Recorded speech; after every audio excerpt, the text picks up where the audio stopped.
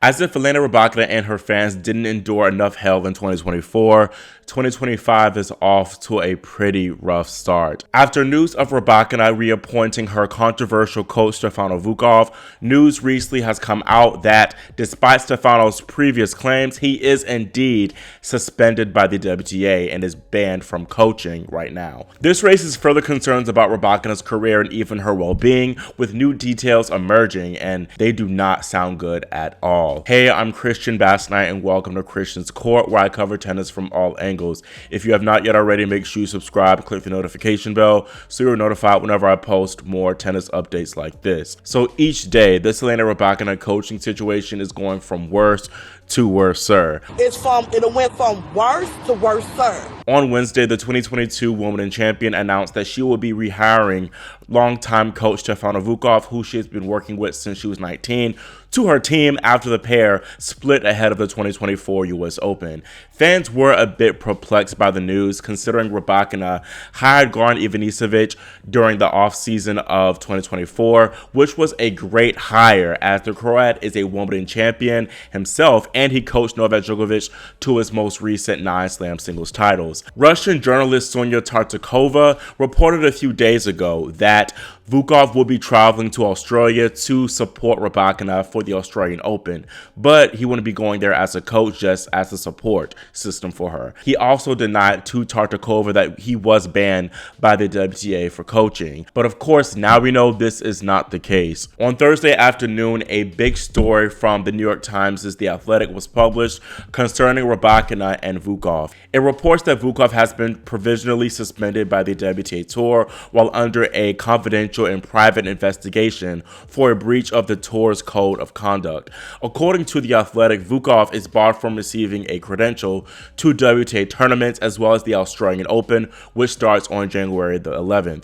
This means Vukov can't coach essentially, as he won't be allowed to enter practice courts or sit in Rybakina's player box. Of course, technically, Rybakina could still buy him a ticket to where he could still sit in the stadium and offer some advice, but just not from her coaching box. According to a WTA representative, the tour launched an investigation last year after complaints were made of Vukov's conduct, as people have complained of how he talks to Rybakina while she competes on the tour. Vukov told The Athletic in a text, "Definitely never abused anyone." Okay. Former player and now commentator Pam Shriver has been outspoken about Rybakina and Vukov's relationship a few times, first pleading for Elena to find a new coach. Rybakina later responded to this on Instagram, defending Vukov and denying any wrongdoing on his part. Then more recently, when news broke of Rybakina rehiring Vukov, Shriver tweeted, "It's time for our entire sport to finally stand up to known abuse and cult-like manipulation of players.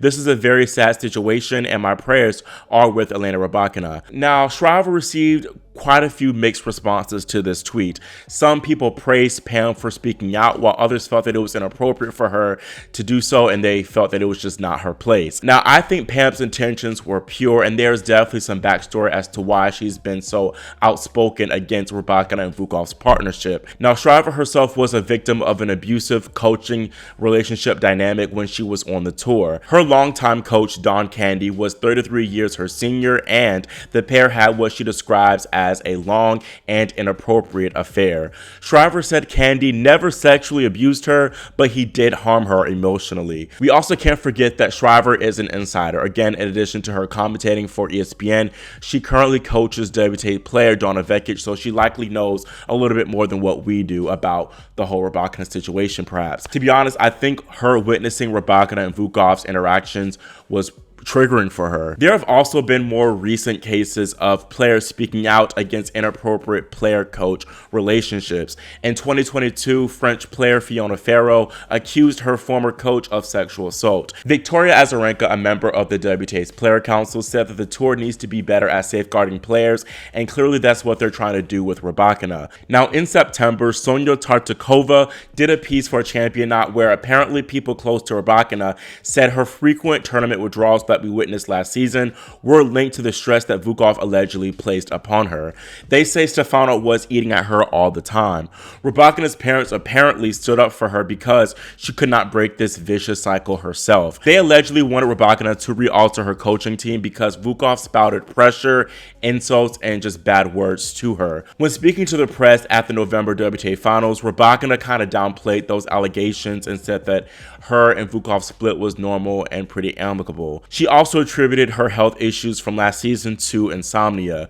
Now back to that New York Times The Athletic piece, the WTA is in the final stage of building its investigation into Vukov, which could be released in just a few days' time. According to sources familiar with the investigation, Rybakina has been in talks with the WTA for months trying to get Vukov back as her coach again, which is very, very interesting to me. I say this because they only split 4 months ago, which makes me think that they only parted ways because the WTA inflicted this suspension onto Vukov. I also find it interesting that there were red marks on Elena's face around the time that she played the US Open, and she ultimately withdrew from that tournament in the second round, citing a back problem, but honestly, I thought that was cap at the time. Now, sources told The Athletic that Rybakina and Vukov still speak with one another regularly about and before her matches, which makes sense because he was in the crowd at the Abu Dhabi World Tennis League exhibition a few weeks ago, which she of course competed in. Now, given my opinion on this, I think Rybakina honestly is just making life harder for herself. She should have just let Vukov alone because she had the perfect coach in Goran Ivanisevic, but it seems like she just can't let him go. Again, he has coached her for a very long time, since she was 19 or so, and now she is 25 and he is 37. A few people have said this, and I wouldn't be surprised if this was the case, but they suspect that Rybakina and Vukov are romantically involved. From the outside looking in, I feel like Rybakina she's hurting her own career. And again, there is the possibility of it being a whole power dynamic and her being taken advantage of, but still, she is 25 years old and she can make her own decisions at the end of the day. I do believe Tartakova was reporting that Vukov's stress and how he speaks to her and whatnot were related to Rybakina's withdrawals and her health problems last year. He literally, according to these reports, was hurting her last year and is literally hurting her career.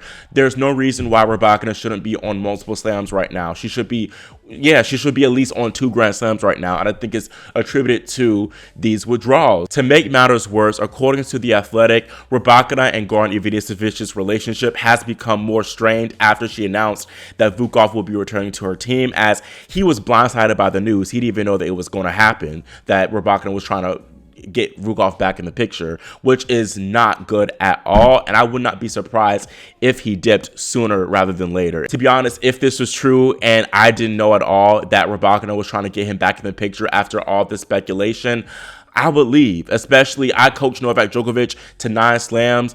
I could be coaching somebody else and they will respect me and my time more, to be honest. But again, that's me, feeding into the what ifs of the matter.